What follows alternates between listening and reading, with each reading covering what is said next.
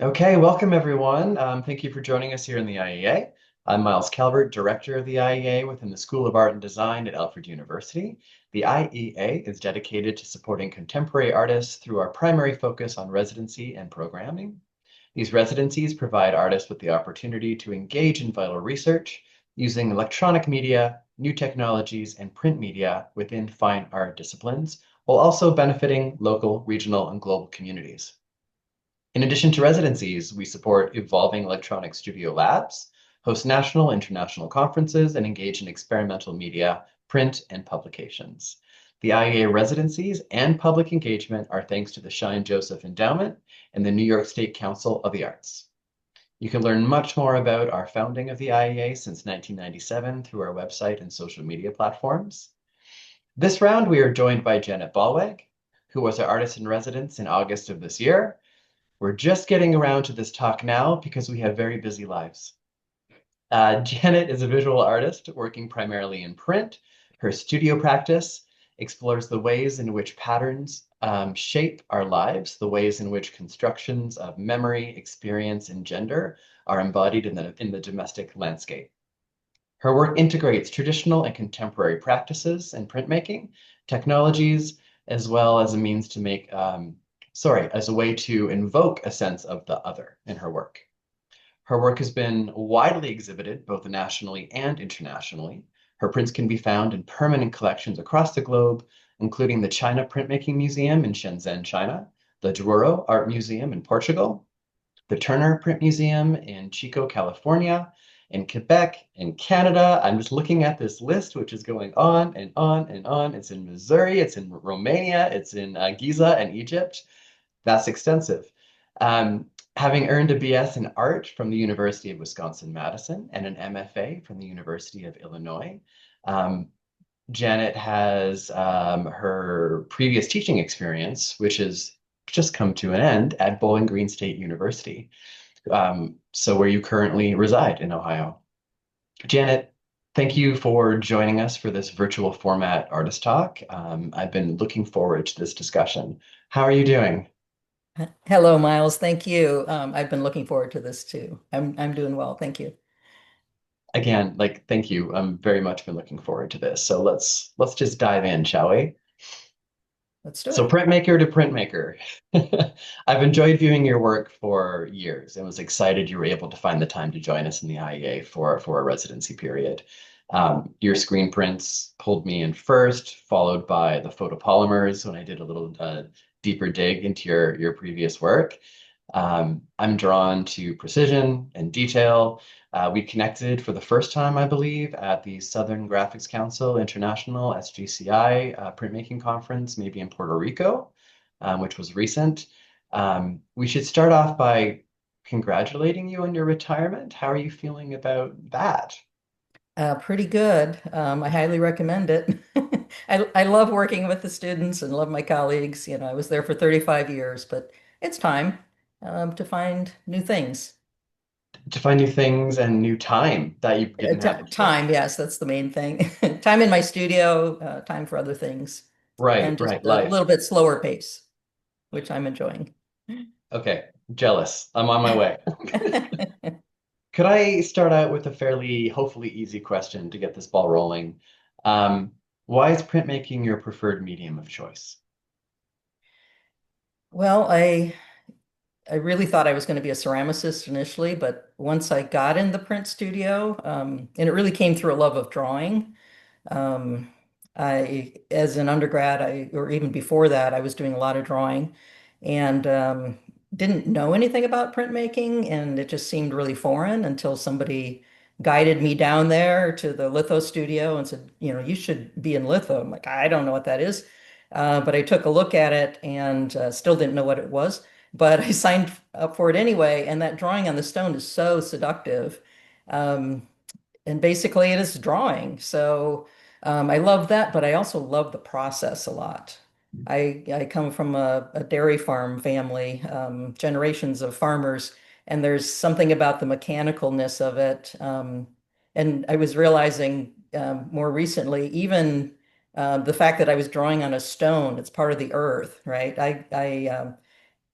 as a kid, you're growing up on the farm, every spring we would be out in the field picking up stones. So I have this affinity for stones. Even now when I travel, I pick up stones. So there was something about that stone and working on this really natural thing. But I think for me, a lot of it was the mechanical part of it and the task-oriented part of it. So there's this beautiful blend of being creative, but also just it's sort of I love baking because it's instructions, right? I can follow the instructions, and printmaking has a lot of that as well. You follow a process to get to the end. And then it's like Christmas too, so you pull that print off the press and so there are a lot of things about it. And the community of it. I was really drawn to that as well. Well, for quite a few people who probably don't know the process, and we don't need to go into the history of lithography or the process of litho, but in general, you put a lot of work into making that stone feel like a piece of paper. Like you grind it, you grind it, you grind it, and then you work into it, and then there's a chemical reaction that happens. And there are so many steps along the way which could go wrong. Right. But then so there's a preciousness that you kind of develop with this rock that you're working on, which makes you, I think, put more work into the image that you put on the stone.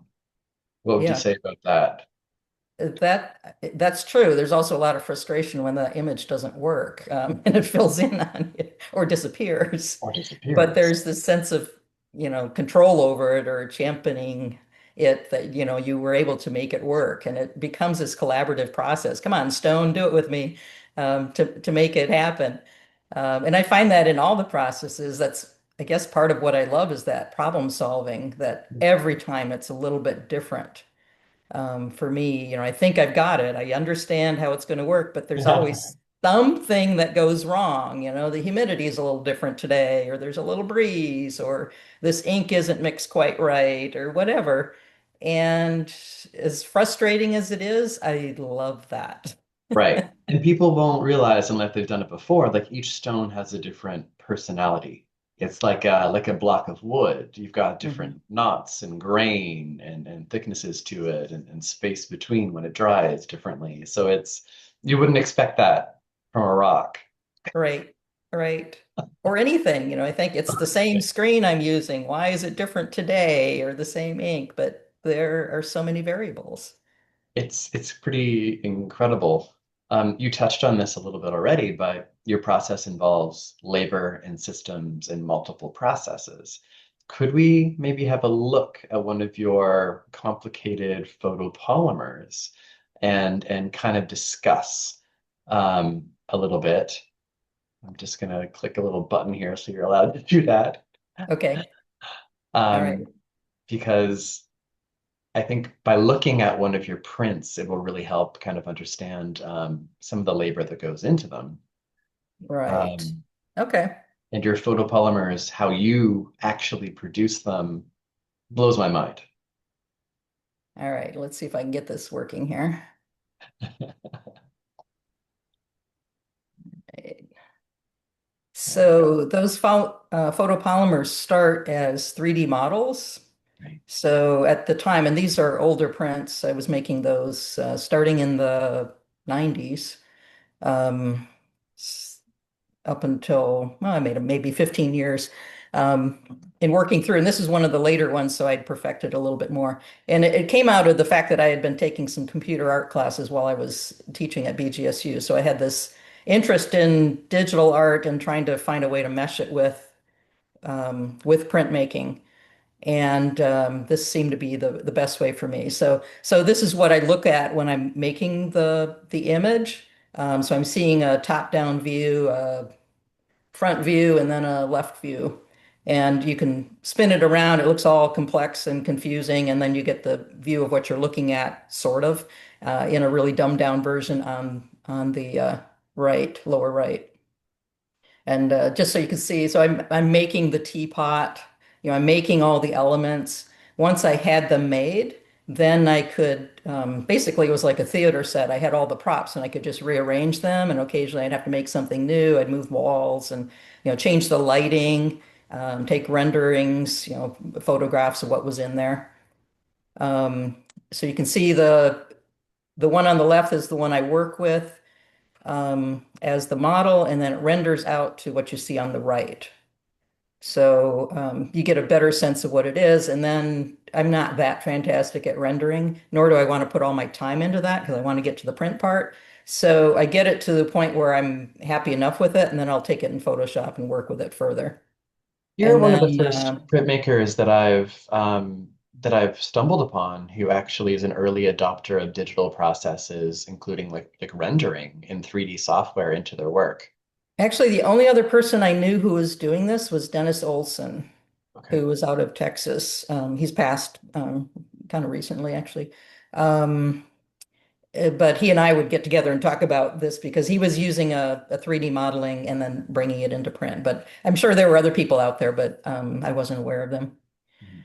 Um, so yeah, that was the final rendering, and then I took it into Photoshop and did some other stuff to it, and then this is the image after. So you can see I took out the frame on the left. I decided that was too busy or I didn't need it, and I wanted this more ghostly kind of thing. So I still work a lot in Photoshop afterwards, but there's something about the 3D model that gives me an image that comes back to that word other that you mentioned earlier.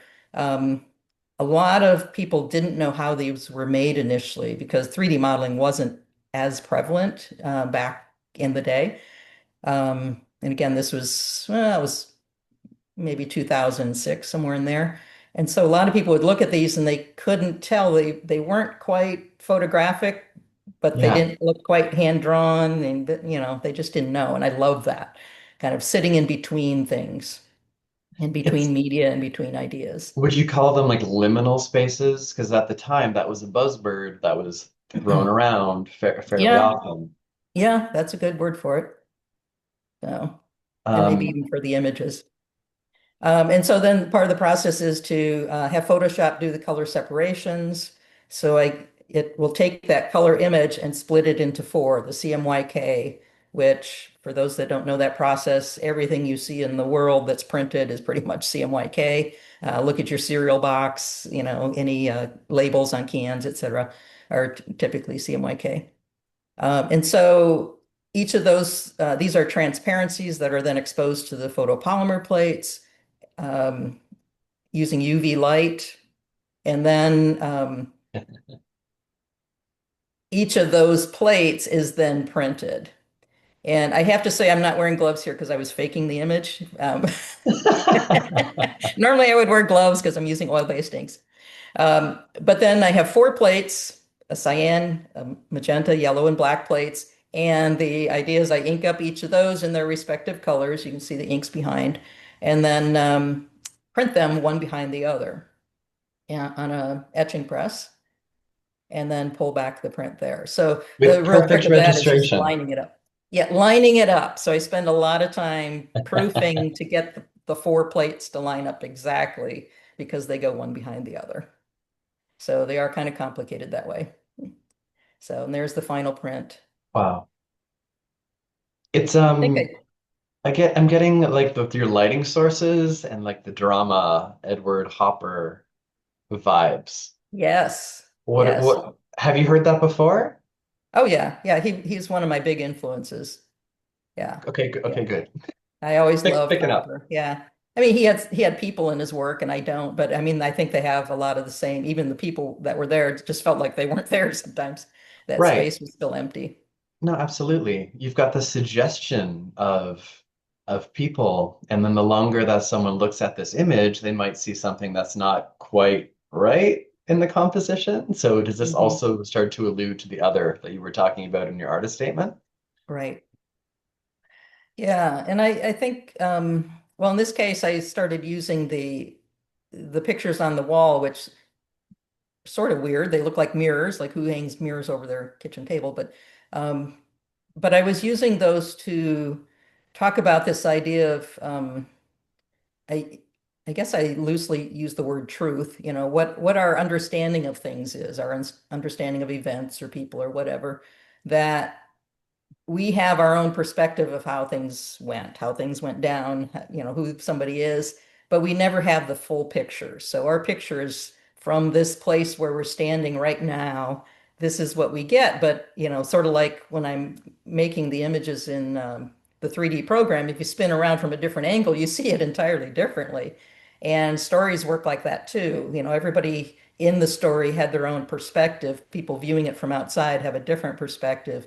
And so everybody's got their own sense of truth, how they understand the thing to be. So I'm using these framed images on the wall to bounce back what's there, but when you look at it, it's not quite right. Right. So the longer you look at it, you realize, oh, maybe that's not really the the truth of it. Right.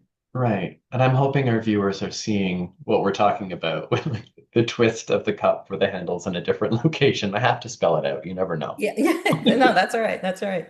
Yeah. So the idea is that initially you look at the piece and you think, oh, that's nice. This one's a little more thought-provoking, but some of them look pleasant when you first look at them.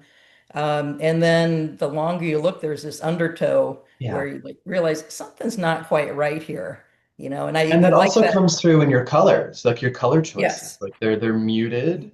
They're I don't want to say ominous, but they're just I don't want to say off-putting, but they're just Hmm. not what might be expected for the space. Right. Well, particularly in this piece, this one is a little bit more ominous. At later point when I was working on the polymer plates, and this is one of the later ones, I was really trying to get away from the CMYK look. Yeah. And I thought, I don't want to see any magenta, straight up yellow, cyan. I don't want to see those colors in there. So I was really pushing it to see, on a technical level, how much I could push away from Do you that. have an additional one that we could look at, which is similar to this in your queue, or Similar in terms of, like a space which was CMYK photopolymer? oh yeah, they're all like that. Let's see. Oops, that was a GIF, sorry. No, Let you're me jump good. to, Just to maybe compare a little bit, if there's an older one or a newer one, and okay, sorry. oh, I'm jumping to, oh, I was doing a GIF there, actually. ooh, Um, there we go. there we go. There we go. Whoa. So Yeah, I now want it becomes like a game for us where we're like, okay, what's different in this scenario? mm-hmm, mm-hmm. And the more you look, like, you notice that teapot shadow over there, like, whoa, where's that light coming from?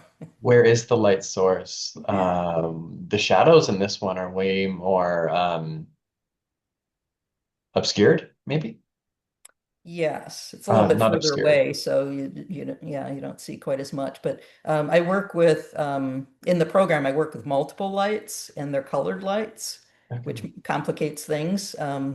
So you'll see the shadow on the door turns a little more purple because it's on the door, and it happens to be a light that does that. And then some of the other ones might turn a different color. This one, they are pretty much all kind of in the gray range, other than that door. But others, there might be, greenish shadow. I'm thinking about one, like an early one, like this one. Uh, I guess that still stays in the dark range. So this one's coarser too because I was using a lower resolution. So this is one of the earlier ones. right. Um, But that gritty texture is also really appealing, especially like, I don't know. It's zoomed in on our screens a little bit, but the actual yeah, size of these plates are quite small. yeah, yeah. And I think part of what attracted me to this process was that sense of it looks like a mesotint. Yeah. For those that know that process, that kind of flickery surface, I love that kind of look. Could we And bounce back to that last one for a hot second? I've got a question for you sure. about it, if possible. And I've seen this image a few times, and I still find things every time I look at it. And to me, that's always been a sign of an interesting print or a print that I want to engage more with. That chair is huge in that space. Like, how am I just seeing this now? Because we're passive lookers. So your knees are going to hit the table. As soon as you stand up, assuming that you are the same size as that chair, your head's going to hit the ceiling. What was the intention between that? Sometimes it's just, well, sometimes it's a design choice to make it fit better in the space or to avoid it blocking something else. But I mean, if you look at the doorknob too, your angle is really low. You're like a kid coming into this room. So I wanted that sense of a little bit Alice in Wonderland or something. I wanted that sense of being a little misplaced. or yeah, not looking down from above, because oftentimes I am looking further down, a little, not quite bird's eye view, but kind of almost on the ceiling looking down at what's happening, like a voyeur.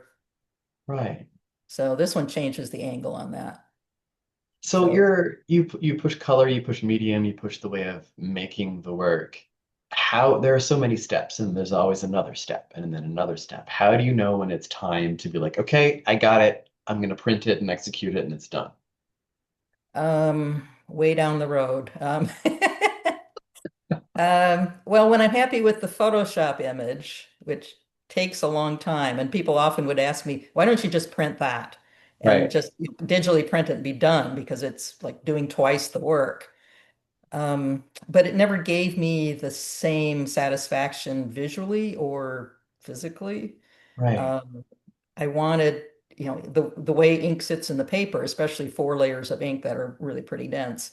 They really are saturated images. So yeah, I guess I would get to the sense that the Photoshop image is where I wanted it. I would take it to the plates, and then it always changed a bit because in proofing it, if there's too much yellow, too much magenta, whatever, it's going to change. And so I would proof usually for a couple of days, like full days of proofing, to get the registration right and also to get the colors where I wanted them. And sometimes I wouldn't print with a natural cyan blue or a natural magenta. I would shift it more toward a red because it was too magenta. So I'm making decisions on the fly, Right. and so they're not always true to the final Photoshop, Okay. but I have to be happy with them. I mean, it's true of how I make the screen prints too. You saw me trying to match colors when I was at IEA, but I wasn't really in the end matching colors. It was just like, okay, I'm good here. Yeah, let's go with Ballpark, and this. does it feel right? So, well, maybe Yeah. it's a good time to kind of think about giving people a sense of scale of your work. So maybe there's a print that you might want to pull up to talk about. But like I know we're very lucky that we have access to university facilities usually for the most part, and residency programs give you an opportunity to use their bigger presses and their bigger studio spaces. You are currently sitting in a beautiful, well-maintained, look at that organization, I did um, clean. well done, thank you. Print shop. How does scale inform your practice, or how does your space that you're operating in inform your practice? Um, it's a good question. I've always worked quite small. Initially, I even had some pieces that were less than 2 by 2, Uh, so I could fit in the miniature world pretty well. And these are roughly 7 by 10. And I think that came out of a sense of, well, I was thinking back to one of my very first prints is okay, this one of a dollhouse, kid played with a dollhouse, like normal kids do. And there's something about that placemaking and that being in control of that space, of somebody else's little space, that I really enjoyed and have kind of carried with me because I guess in the polymer plates I'm doing the same thing, or in the 3D models I'm manipulating those spaces. So I always worked kind of intimately. So I think about small as intimate because you got to get in there to see it. So even well, the polymer plates too, because the plates come in different sizes, but working times 4 because I'm doing 4 plates, the cost gets pretty expensive. right, Um, and I'm also locked into the plate maker that I have because I'm using a UV machine. And at the time I had this smaller unit. I have done some larger work. When I went to China on a residency, they wanted me to do larger work. You talked me into doing some larger work when I got to IEA. The screen prints I've been working on are a bit larger as well. So let's see. well, it might be a decent time to have a look at, if you're okay with it, one of the screen prints that you've been working on either here or elsewhere. Okay. Well, I already hit the number, so I'm going to move on Oh, to perfect. this one because I couldn't go That back. works. This was the first screen print I did. Not the first screen print I ever did. Those I'm not going to show, but the first, the first good screen print I ever did. and I was trying to find a way to transition from the polymer plates because I felt locked Yeah. into the size, but also polymer plates or etchings in general have a plate mark. They always have a physical evidence of the plate because of the pressure. And I wanted to get away from that and be able to have more space around it. So I moved to screen print, partly because I was teaching it and needed to know more about it. So I thought I better actually make some screen prints so I can Right. teach this, which is always a driving factor in the work. But also, I was looking for a way. At the time, I just thought I want to be a little more graphic with the work too. I was drawn to outlines of things, and I didn't have those in the previous work. But something about signage and maybe pop art, and there's just kind of the trend at the time. The Yeah. graphic sense was appealing to me, so I shifted the work that way. Well, So this these are a speaks bit bigger. to, sorry, this speaks to Patrick Caulfield's work, like Yes. which is one of my favorite British screen printing pop idols, I would say. You just said that. I'm going to call you out on this. This is a good screen print. What makes it good based on other work that you've made that are screen prints that you don't see as good? Well, for me, it was a technical issue. Okay. Um, because as you're learning screen print, lots of things go wrong, as my students will tell you. Uh, you have to have some control over things. And for me, I have to have control over the print so it ends up the way I want it to look. And I just, in early days, you're still getting the feel for how the ink's going through the screen mesh and how you're layering the colors and so forth. So Right. I wouldn't say that the other ones are bad. Some of them just weren't, a lot of them were workshop prints that I made in workshops as I was learning screen print.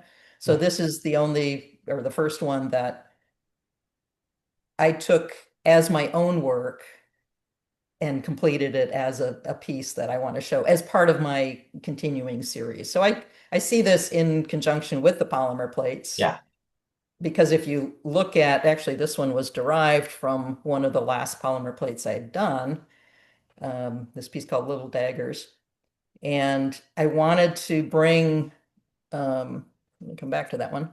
I wanted to bring the images forward from the past, and we can talk about that later why.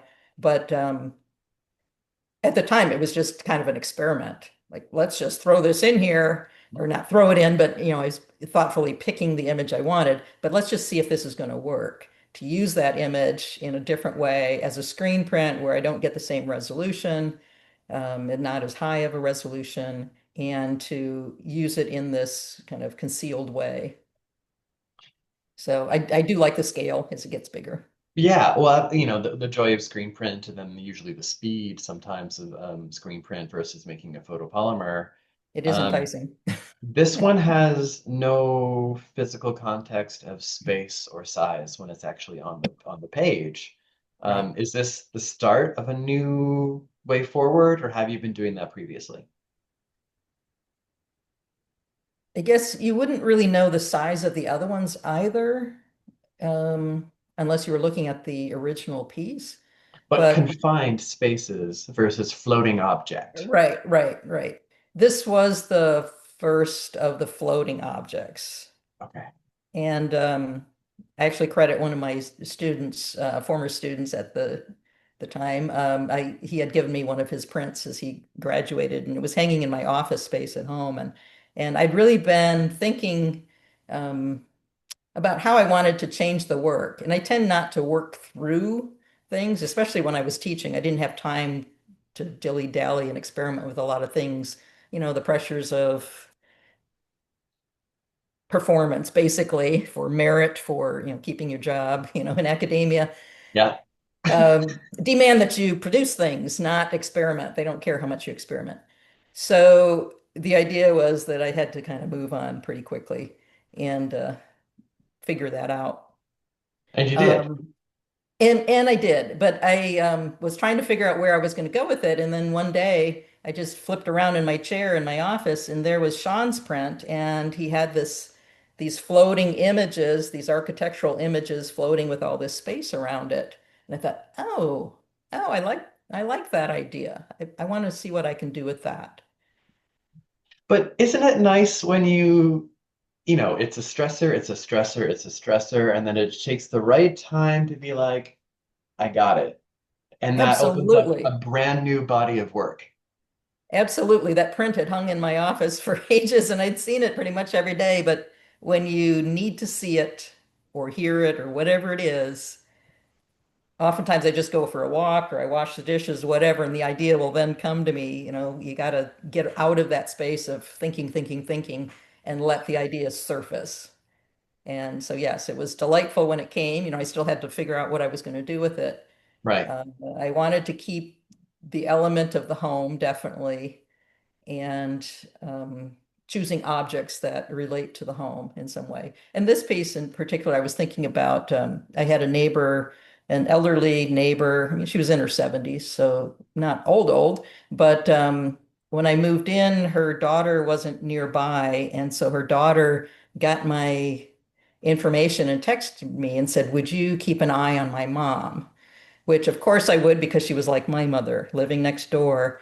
And when I look out my front window, I'm looking directly at her driveway, so I could see her come and go. So I was thinking about that idea of I could see out, people can't always see in.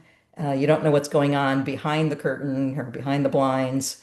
You don't really have a sense of people's lives yeah, behind, you know, behind the yeah, walls of the house.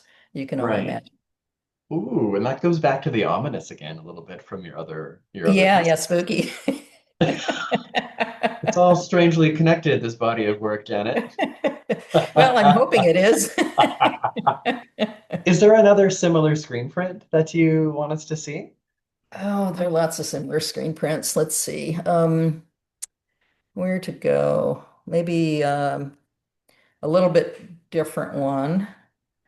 So, Yeah, still using the objects, but at this point, I was thinking more about invisible labor, particularly the labor that women do around the house. Not that men don't iron or men don't do things around the house, but historically, it was always women's work. And I still iron. When I came to IEA, I remember asking you if there was an iron there. and People my always response wonder. was, I don't know. I iron. I used to iron every Sunday night when I was teaching, and I needed iron shirts because I wear Oxfords. And I would talk to my parents on the phone while I was ironing because I really hate ironing, but it was a way to do it without having to think about it, and it would get done while I'm talking and enjoying our conversation. Yeah, it's So the within that, ability to multitask is also a printmaker trait. it is. But when you're ironing, you don't have to think too much, which Yeah, when yeah, I'm printing, I actually have to think. Screen print has made me think more in a way than when I'm printing the four color polymers, I could listen to books on tape right. because it's very rote and I felt very comfortable and it goes slow. But with screen print, I find I can't listen to books on tape because I got to be right there because if something goes wrong in the moment, it's going to ruin everything. Absolutely. Yeah, and it does. You recycle imagery. Like I Yes. recycle quite a bit of my imagery over and over and over again because I feel it doesn't have its time. It's not done. It hasn't been fully pushed or researched yet. Mhm. How do you think about when you're incorporating scenes into the backgrounds or immersed into these fabric pieces? Is that also what you're thinking? Like you want it to have more time to shine, or it's a similar conversation, a similar idea behind the work? There's some of that. There's also this sense of rumination Mhm. that these ideas come back around and you just can't, we're humans, maybe a good therapist can break you, but um, we have similar behaviors, we do things the same way and sometimes, through relationships or whatever, we don't get out of that pattern. So my interest in patterns it's partly visual. I love the look of patterns, but I'm also interested in that sense of behavioral pattern or mental patterns. And that's more of a metaphorical use, of course, but it becomes part of the discussion of the work of how we kind of come back around and around again. So this was kind of derived from that Little Daggers piece. It's changed a bit. But in this piece, I really wanted to talk about family histories in how my mom and my grandmother used to, knit and crochet and make quilts. I never learned those things, um, but like to, wish I had. But more than that, how those things get handed down, but other things get handed down the families too, like stories, trauma, medical conditions, all that stuff that we bring with us through um, our ancestors, basically. And what I liked about this piece was the image is really subtle. So when you're looking at it up close, it was hanging in the gallery at school for the faculty show one year. And somebody came up to me and said, I didn't see it until I was standing kind of way back talking to somebody. And I looked over and there was the image. Right, right. So That's yeah, so well, I like that there's idea that it's coming up slowly. We don't really think about, oh, where did that come from? Oh, yeah, I inherited that. there's a discipline to your work, which is very controlled and very precise, but that's meticulous, that's exhausting, and that but it seems to be working. Yeah, I'm glad you're pointing that out. I remember Mary Stewart, who wrote the Launching the Imagination book, a big foundations person, and a friend of Mm. mine. She once looked at my polymer plates and said, "You sure know how to suck the air out of the room." And I took that as a compliment because that's what I was trying to do. Not everybody would, but Right, the idea that it's just being held together so tightly that if something changed, the Jenga block got pulled out, the whole thing would collapse. right. And at least wanted, I'm not sure I do now, but I wanted that tension in the work to be there because there is oftentimes that sense of, yeah, we're just holding it together by a thread, and anything could pull it apart. Yeah. So, Like this print in particular, you have to say the word unravel. Like one question that just kind of like affects the person, the viewer, the artist in one way, the whole thing's gonna fall apart. right, Oosh. Oosh. right. Oh, But yeah, I'm thinking maybe as I get older, I'm starting to have eye issues and it just gets harder to get that precision. So trying to line things up exactly. I always use T and bar. That was my litho training. In screen print, I use pins usually, but sometimes acetate registration. So, the physicality of doing the work and always having to be that, keep it that tense and tight. it Yeah, takes a might toll be on the one for body, me. right? It The does body's take a gonna toll lose. on the body. Yeah. And yeah, as I'm now retired and less tense, um, maybe some of that will go away. I hope so. I hope so. I've got some cures for you, but I'll tell you when we're not recording. Love it.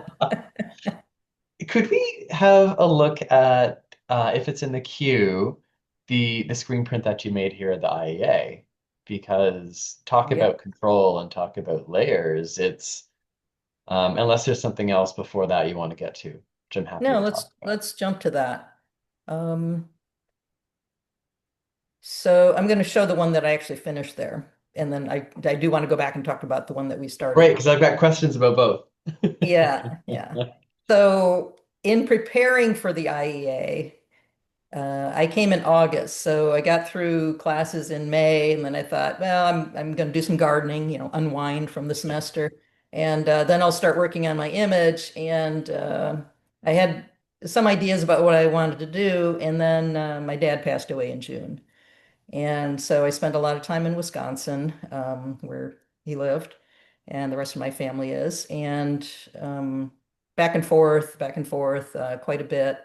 And of course, he was on my mind, so I thought I all I can do is think about him right now, so I'm going to make a piece about him. So I prepared this image, and when I got to IEA, I thought, I don't really think I want to spend time around a lot of people making an image that's that personal. Right. I think I might need some time with that. So I did a riff off of that image. So this shirt, so the piece I was going to do was my dad's shirt, which I'll talk about when we get to that one. So this one is my shirt based off of him, and because I wear a lot of plaids too, and I wanted to talk about, well, I guess I should say that a lot of my work, I did this whole clothing series, or mostly shirts. Um, and some of them are my shirts, some of them are things that friends or family would have worn. They're not specifically their shirts, but my view of them. So again, my take on things. Mhm. And there is an image up in the collar area. You can see the detail over here, so you can see it a little bit better. And so this image was my shirt. I don't actually own a shirt like this, but they're colors I would wear. And I wanted the image to be about the conversation that I had planned to have with my dad when I got the call that he was in hospice care, and I thought we would have a lot more time. And so I was thinking, we've never been a family that's very emotive. We don't talk about feelings. We don't talk about things. Um, so I thought, well, here's the time. He's bedridden now. He can't get away. So I'm going to have this conversation. And I don't know why it's so hard to have conversations like that, but if you're not used to it, my thought some years ago was just meet them where they are. If that makes them uncomfortable, then we don't have that conversation. But, in retrospect, I wanted to have that conversation. Unfortunately, he passed 18 hours after I got there. We didn't get to have that conversation, and he was not able to have a conversation at that point. So the piece became about, well, looking at the window shade that's coming down, the two cups on the table. It's a little hard to see, especially in slide form, but um, I specifically conceal it so it's not the first thing you see. But the so I wanted it to look like, a regular shirt, but then I came to the title and I was toying with a number of things, nothing really gelled, and I kept coming back to this X marks the spot. And I really hated that title because it just felt so used and so specific to like treasure hunting kind of stuff. And then I thought more about it and I thought, well, all the X's in here are over like the diagonals on the shoulders and the pockets over the breast. They're all the places of emotional weight. So the weight on the shoulders, the breast, the heart, um, even the neck, the throat, the being able to speak or not speak. So those are all really points that mattered to me. So I kept the title just because it meant so much to the piece. It's also over the physical hoped for conversation. Yes, absolutely. So, Absolutely. So yeah, it was the neck and wow. not being able to talk. Right, right.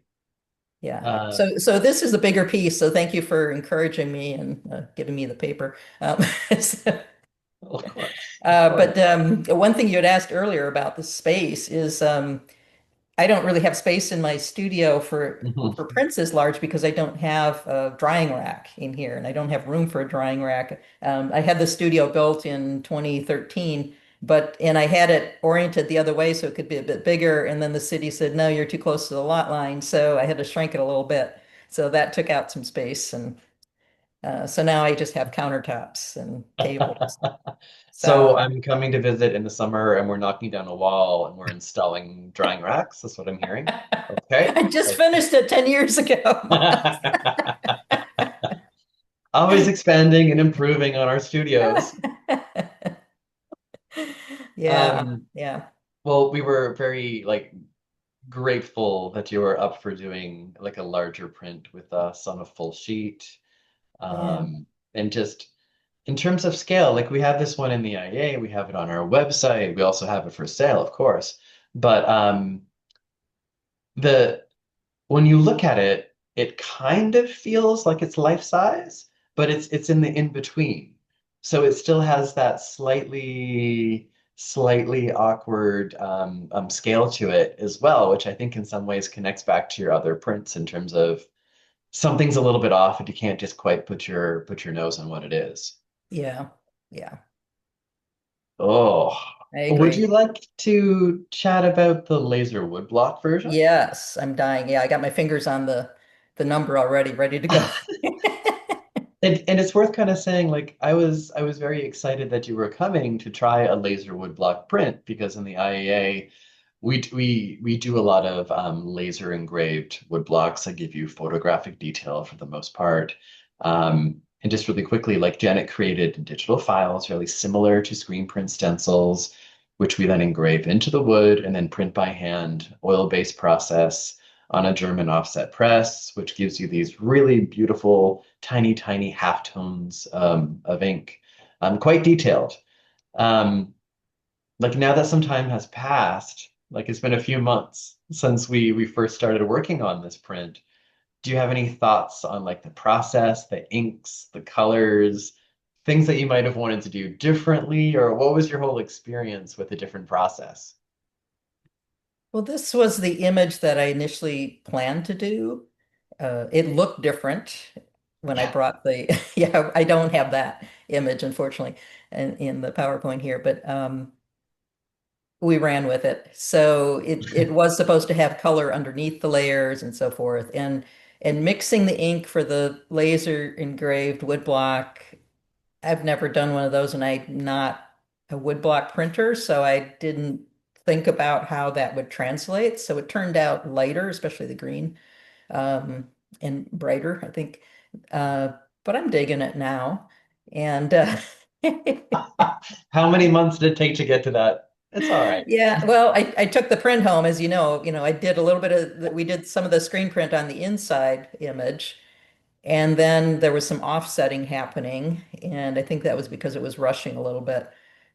But I took it home and finished it up there. And initially, I was going to come back and drop some of those really transparent screen print stripes over top, but I thought I would lose too much of the laser engraving, and I really didn't want to lose that. I love the look of that and the openness of that, and it created that herringbone pattern that I wanted, so I didn't want to lose that. So I thought I'm just going to run with that, and then I decided that when I thought about it, the whole thing about the shirt for my dad was that he wore flannels at one point in his life. And I always gave him a flannel shirt for Christmas. And one year, my mom said, well, he can't do buttons anymore because his hands were getting really arthritic. And so I got him some snap ones. And then, I just had this vision of him. So when he passed, um, I told or asked my mom, if he still has any of those shirts around, I would love to have one of the flannel shirts for this print I want to make. And she said, oh, we don't have those anymore. He hasn't worn those in years. And I still had this view of him wearing those shirts. And, that was sort of the dad I knew. And there was this transition some Right. years ago where, he couldn't do those things anymore. And so, yeah, so I focused on the buttons for this piece. So when I brought it back home, I finished up the neck part. A little bit needed to be done there. And then I really focused on the buttons because I wanted those to pop up a little bit more because that was really the beginning of the end in my mind, which is why the title is such, um, where it was a transition from, the dad I knew as the strong farmer, who was really the patriarch of the family and the shift that was happening. And they really do pop. Like, thank you for kind of realizing that it wasn't finished and then taking the time to take them home and then continue working on it. It's nice to see like the softness of the end detail of the woodblock in like kind of in contrast with the screen print.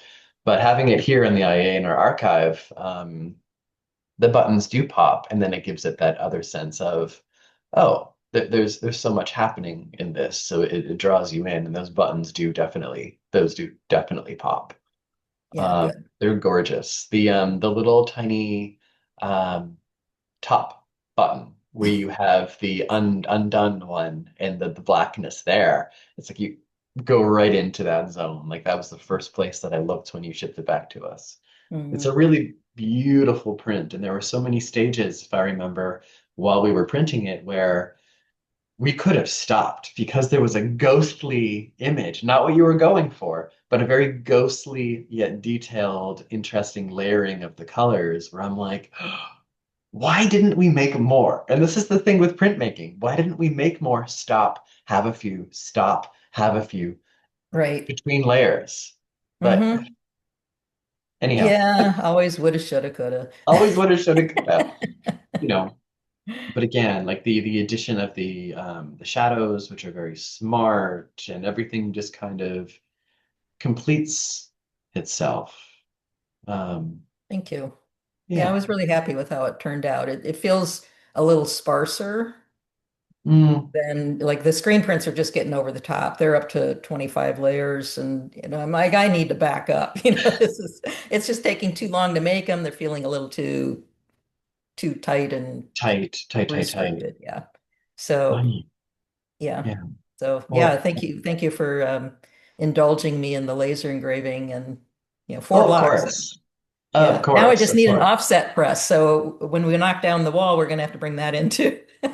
Like, don't we all? Absolutely. Um, are you working on anything right now? Well, as you know, I just finished that piece, and I'm in the sketching stage right now because it is finals week on campus, so I can't go in to use, well, I can, but I'm not going in to use the Yeah. studios because it's chaos and people are Yes. cleaning up. But my next move is actually to laser engrave some things to work on. And I am wanting to depart. I think I've wrapped up this series, at least for now. I need a break Yeah. from the shirt series. And I want to try something a bit different. So it is probably going to involve some laser engraving, but Okay. I'm really more interested in patterning and I keep thinking, oh, I want to go a little more abstract, but I'm questioning whether I can let the narrative go because the narrative has been with me all through my career. Right. And how much can I let that go? So that'll be interesting Well, to play you're at with. a pivoting point then. Yeah. Oh, Well, I I'm definitely excited. am. And I feel like, time is marching on and, it's like do it. And why does it, like things matter less in a way now? Yeah. And I mean, they matter, but I feel like, well, I don't have to stay with that. I always felt like there was some obligation to build this series and, because I want to show a series and like, do I really care?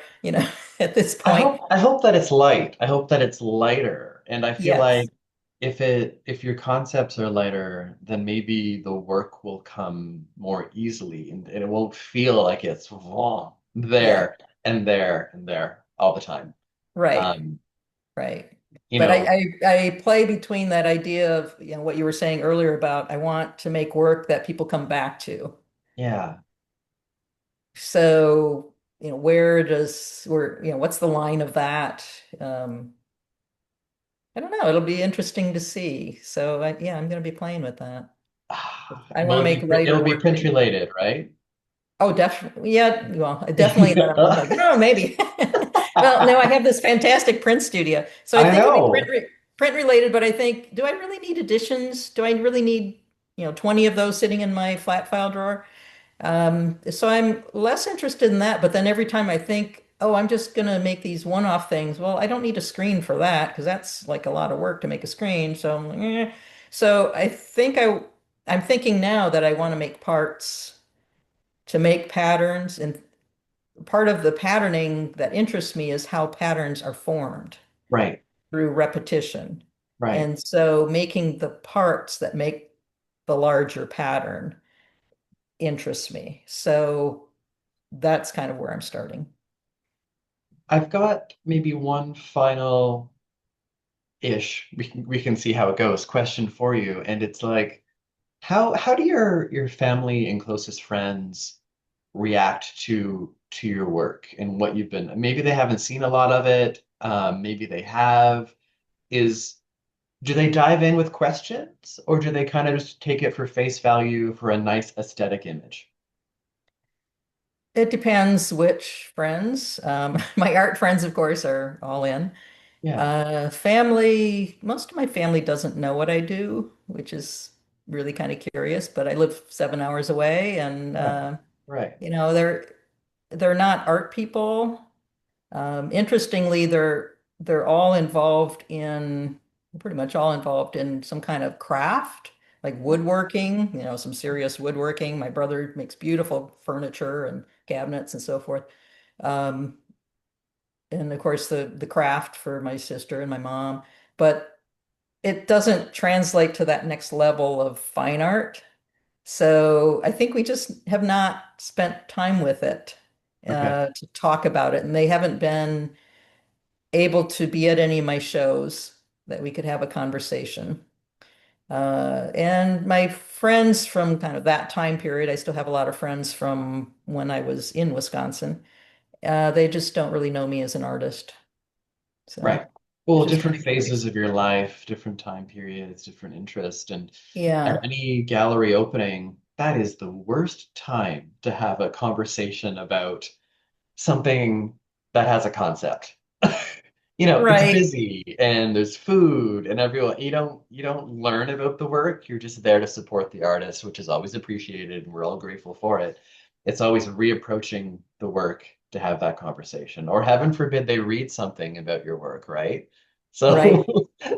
Yeah, yeah. Or look me up. My younger brother said, "Yeah, I looked you up on line and saw your video." Like he was really curious. He's like, "I didn't know, you know." So, yeah, and I think, well, even some of my non-art friends, when we spend time one-on-one and they want to see what I'm working on, or I've got some work around the house, and they'll ask, you know, they might have asked about, you know, what is going on here? Sometimes they just look at it because I have weird stuff hanging around there. Yeah, not what I would have in my house, but uh, so, yeah, sometimes we've had conversations about that, what that work is, and they're yeah, like, "Oh, okay." You know, so they yeah, just sometimes they just need a lead in, a way to approach it. And you know, I didn't like I said, I didn't come from an art family, so I needed that too. I didn't know absolutely. how to get into the work and understand it early on. Yeah. Is is there anything else you might want to let us know about you or your work or the way you're going forward as we slowly wrap up here? Oh, We've so we've many covered things. We've touched on a lot of things. a lot, and Yeah. I've learned even more, and I've known you for a while, and I've heard your artist talk before, so it's always something new. But Um, it's been a lot, and it's been a wonderful yeah. talk. Yeah. Thank you. Thank you. I guess maybe leaving with the idea of the titles, that Yeah. a lot of my work has the titles have wordplay or some kind of well-known used phrase. And I think that comes from my sense of humor, which comes from my family, Nice. that in difficult times, we often turn to humor, so we don't take things too seriously. So I think for me, the work does the same thing. It's serious, but at the same time, there's always this little twist that, oh, you know, this little joke thing. Um, Maybe not for this particular piece, but for some of the others that yeah, it just twists things a little bit. Right. And yeah, I like that for, well, for myself, it's a little game getting to that title, and I hope it is for the viewer something Well, kind of enjoyable too. it lets people access your work on a different level and then get into it. If everything is just serious, hard, it's going to be exhausting and it's going to be passed over. So I Right. think you've kind of hit on a really successful recipe for making. Oh, thanks. Yep, all about recipes. Well, Well, thank um, you, Miles. thank you Thank so you. much as always, and I know we'll be doing more things together in the future. I hope Um, so. we'll be sharing all of your socials, and just to let people know, this is obviously recorded. It'll be on our YouTube channel for the IEA. within 24 hours, more than likely. Thank you to everyone for watching this video. We've got a whole ton of them on the channel. Check out Janet's website, social media, and can they shoot you a message if they have any other questions? Sure, Great, absolutely. great. Thank you for your time, and I hope you have a great rest of your week. Thanks, Miles. You too. Thank Thanks, you. everyone.